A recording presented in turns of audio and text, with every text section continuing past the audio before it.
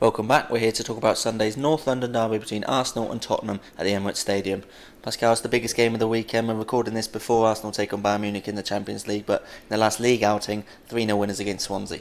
Yeah, really impressive win there, because I know Swansea aren't in the best form at the moment, but it's still a tough place to go, and for them to play in the second half the way they did, it was goalless at half time, quite a tight game, and for them to just blow Swansea away, 3-0 winners, very convincing in the end. That obviously keeps them, level with City at the top of the table there, and it was, like I say, a really good second half performance, because in the first half they could have easily been behind. Gomez had that one really good chance where he went through on goal, and you could just see he was a striker really low on confidence. Most strikers there would have just planted it past Czech. He had the whole goal to aim at, basically, very central position, quite an easy position, but he tried to go around the keeper and then claimed for a penalty.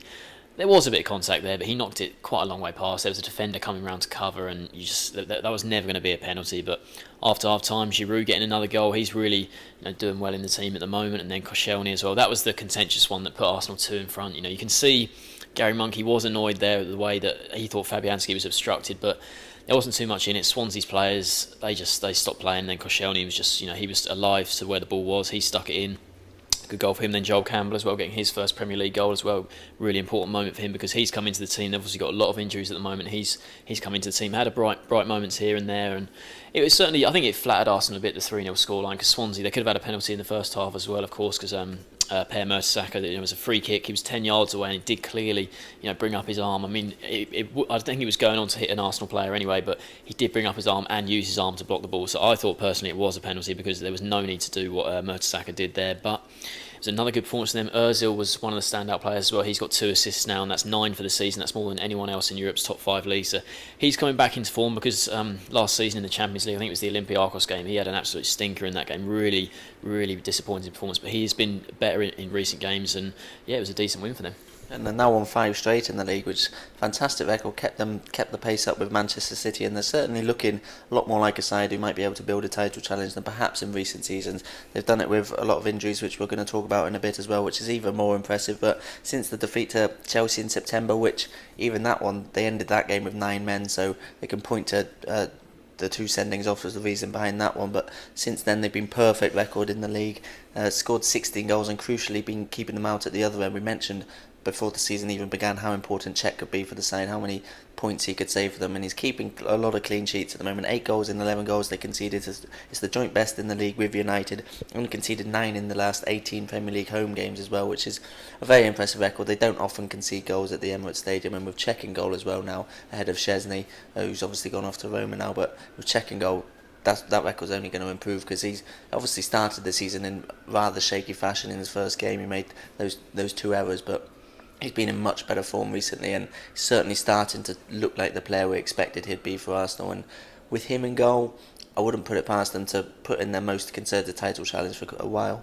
Yeah, I think the one thing with Czech is that they can't lose him to injury. They've already got so many players injured. I mean, only Newcastle have got a bigger injury list than them. And you look at the players that are out at the moment. You've got Welbeck, Rosicky, Wilshere, Walcott, Oxlade-Chamberlain, Ospina, Ramsey, Arteta.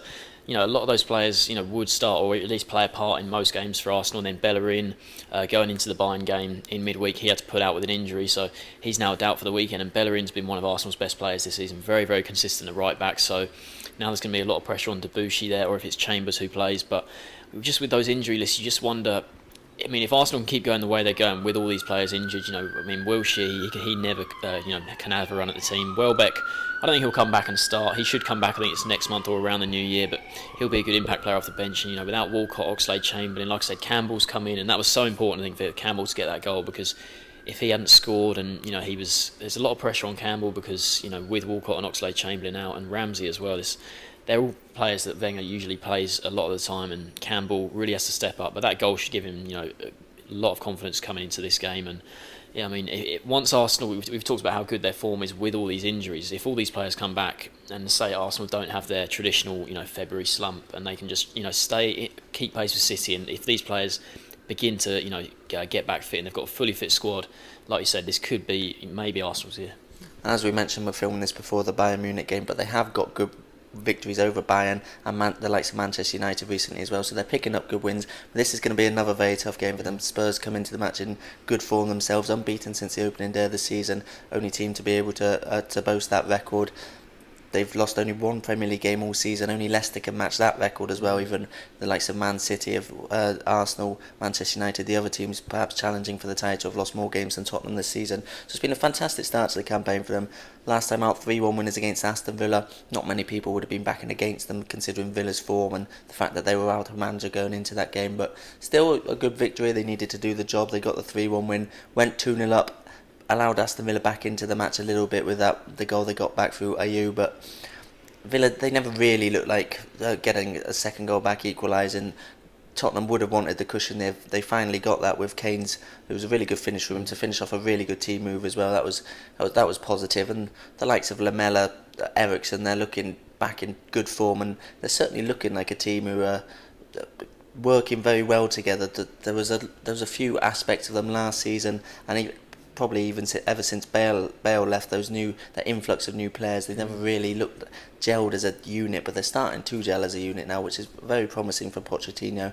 The fact that they're so hard to beat, perhaps they need to pick up a few more runs in that time rather than just draws, but the fact that they're so hard to beat will be promising for the team, and the way things are going, you'd expect them to put in a really good challenge for a top 4 place. I think so, yeah. Like you say, it just seems to be coming together a bit for Spurs. I think obviously you've got the players like Kane who really shone stardom last season, but then the likes of Lamela and Eriksen have been in the league for a couple of years now, and they just seem to they're starting to gel. And when you've got the likes of Ali coming up, he looks like a very good young talent, and Dembele's been on better form recently. I think watching Dembele sometimes he looks like he can't really be bothered in some games, but I think he's got 3-3 now, so he's in good form for them. And it's 5 wins in 7 for Spurs now. They're up to 5th in the table, only 5 points behind Arsenal and City at the top there, and only 1 off the top 4. And certainly say that Spurs could mount a top 4 challenge this year. You look at, people probably saying there is one space in there because of the way Chelsea have started the season. I think Chelsea are now 10 points behind the top 4, so Chelsea would need a really excellent run, say between now and the turn of the year, to really sort of get back in the mix. But as it stands now, you've got Spurs and Liverpool who were 5th and 6th last season. Both of them, Liverpool now under Klopp, they'll be fancying the top 4 place, but with Spurs, like I said, unbeaten in 10 since the opening day, they'll fancy that top 4 spot as well. So it could be a really interesting race there, because you have to say that even though United haven't been great of late, they still look fairly, set for a top 4 spot. And Arsenal and City, obviously, the league leaders at the moment. So Spurs looking good, and the only thing with them is their recent record against Arsenal isn't great. They've already played this season in the League Cup third round, which Arsenal won, and they've only won once on their last 22 trips when they've gone to face Arsenal. So it's a really poor record on the road. They've had some better results in recent derbies at White Hart Lane. Last season with those that Kane brace and that excellent derby at White Hart Lane. But in recent games at the Emirates and Highbury, they haven't won many games. So it's obviously a huge game for both sides. Which way do you see the bragging rights going? It really could go either way. I mean, this is probably Spurs' sternest test, maybe since the opening day at United. I mean, they've had some tough games. Obviously, beat City at home. That was a huge win for them. But on the road at Arsenal with the poor away record, I think this is a really tough game for them. And the way Arsenal are going, I think I'm going to back them just to edge this one 2-1. Yeah, I completely agree with that. Even if Arsenal, as expected, don't get anything out of the Bayern Munich game, then that wouldn't dampen their spirits too much in the league. They're doing very well. I completely agree with the 2-1 scoreline as well. So we're both going for Arsenal to win this derby by 1 goal. Thanks for joining us.